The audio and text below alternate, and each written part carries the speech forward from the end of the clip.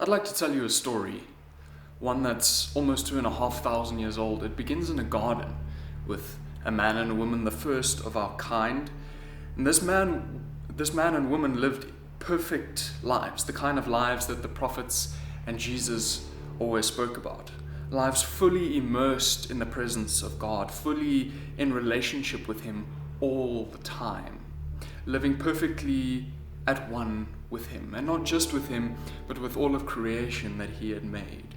All the glories and richness of life exploding out of them into the universe as such majesty cannot be contained.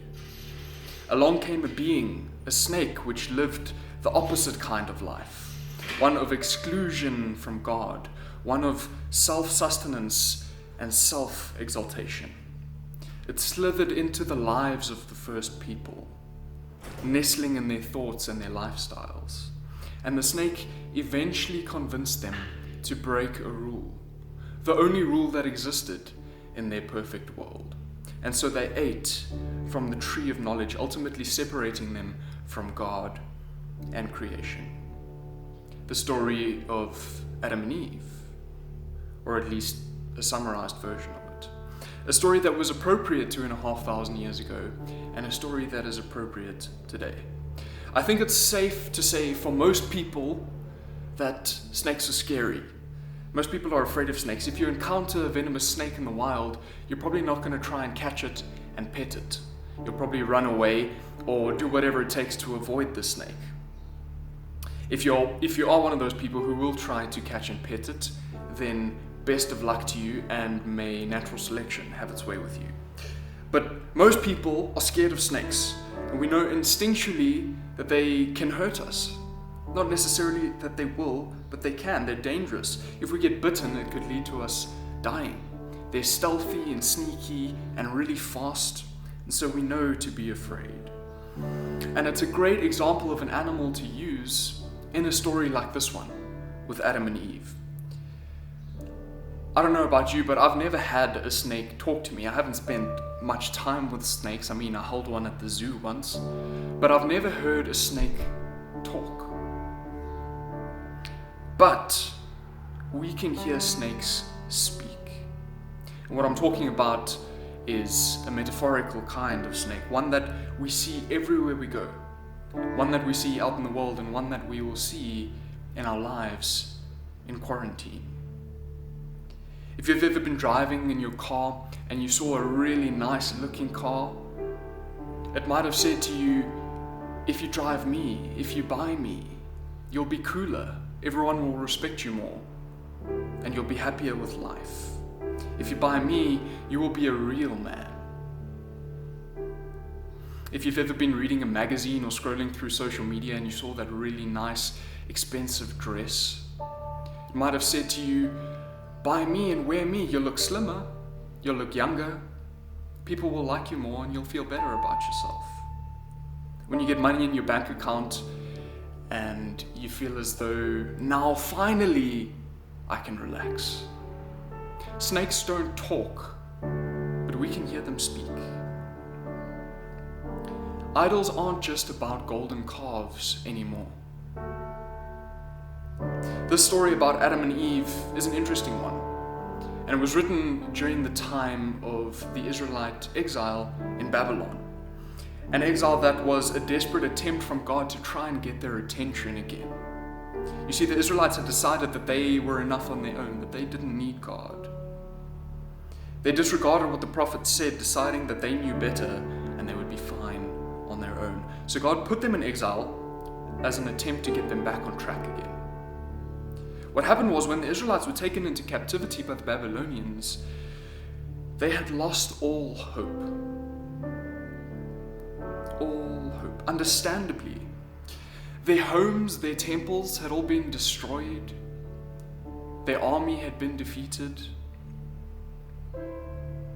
And they believed that God literally lived in the Ark of the Covenant, where they placed the Ten Commandments.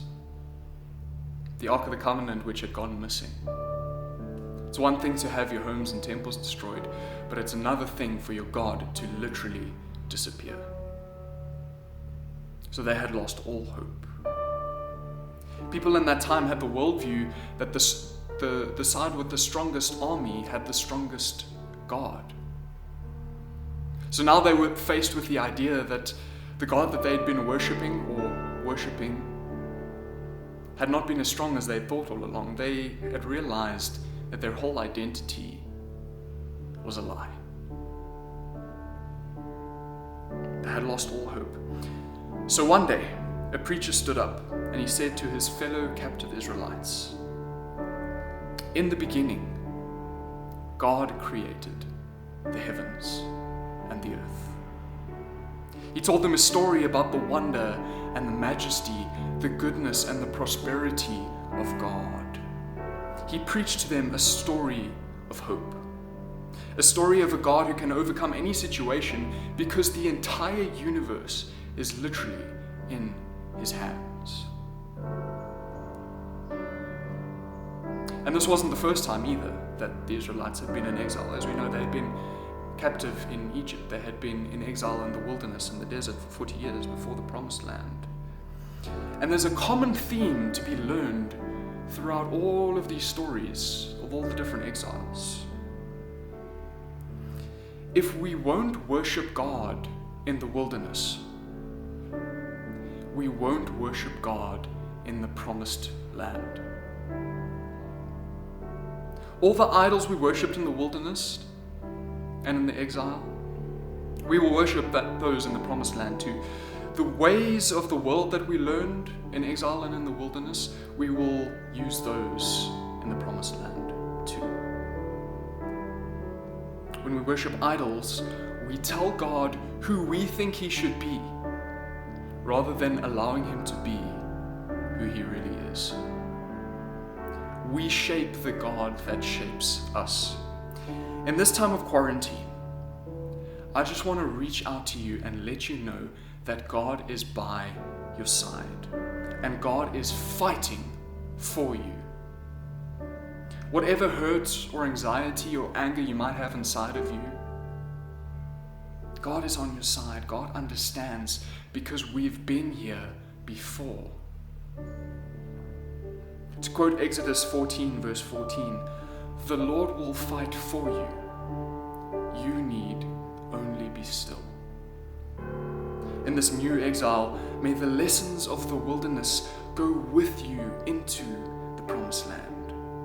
May you allow God to be who He is, rather than telling Him who you think He should be.